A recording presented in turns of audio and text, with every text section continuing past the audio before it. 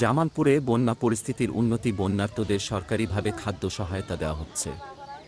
উজানের পাহাড়ি ঢল ও ভারী বর্ষণে জামালপুরের সব নদনদীর পানি কমতে শুরু করেছে। গত ২৪ ঘণ্টায় যমুনা নদীর পানি বাহাদুরাবাদ ঘাট পয়েন্টে বিপদসীমার ৯৩ সেন্টিমিটার থেকে পানি কমে ৫৬ সেন্টিমিটার উপর দিয়ে প্রবাহিত হচ্ছে। এছাড়াও পুরাতন ব্রহ্মপুত্র, ঝিনাই ও জিঞ্জিরাম ও দোসানি নদীর পানি কমলেও নিয়াঞ্চলের বন্যার্ত মানুষের খাদ্য সংকটের কথা জানা গেছে। বন্যা ও বৃষ্টির পানির তোড়ে জেলার বকশীগঞ্জ উপজেলার ৪টি ইউনিয়ন সাধুরপাড়া, বগারচর, মেরুরচর ও নীলক্ষিয়া ইউনিয়নের বন্যার্তদের মাঝে ত্রাণ সহায়তা দেওয়া হচ্ছে বলে জানা গেছে উপজেলা প্রকল্প বাস্তবায়ন কর্মকর্তার অফিস সূত্রে। মেরুরচর ইউনিয়ন পরিষদের চেয়ারম্যান সিদ্দিকুর রহমান বলেন, আমরা উপজেলা প্রশাসন ও দেওয়ানগঞ্জ, বকশীগঞ্জ ১ আসনের এমপি নূর মোহাম্মদের পক্ষ থেকে বন্যার্তদের মাঝে ত্রাণ সহায়তা দিয়ে যাচ্ছি।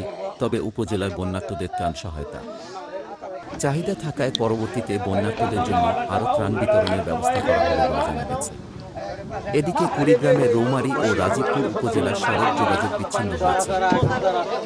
আগামী ৪৮ ঘণ্টা জেলার সকল নদ নদীগুলোর পানি কমবে বলে নিশ্চিত করেছেন জেলা পানি উন্নয়ন বোর্ড।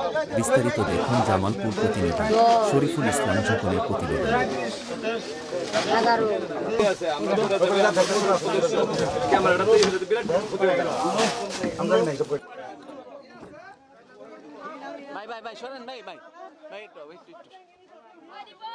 পানি খুব চরম অবস্থা, সব বাড়ি ঘরে পানি উঠছে সবারই। পানি ওটা করে তো মানুষ চলাফেরা করা ওষুধের নাও নাই, এমন যার নাও আছে তারই না যে এমন কত লোক আছে যে ঘুরে দিয়ে আসে সাঁতার করে শীতান্ডা তুলে। আমাদের ঘরও পানি, আমাদের খাবার কোনো পথেস নাই, আমাদের ঘরও খানা নাই।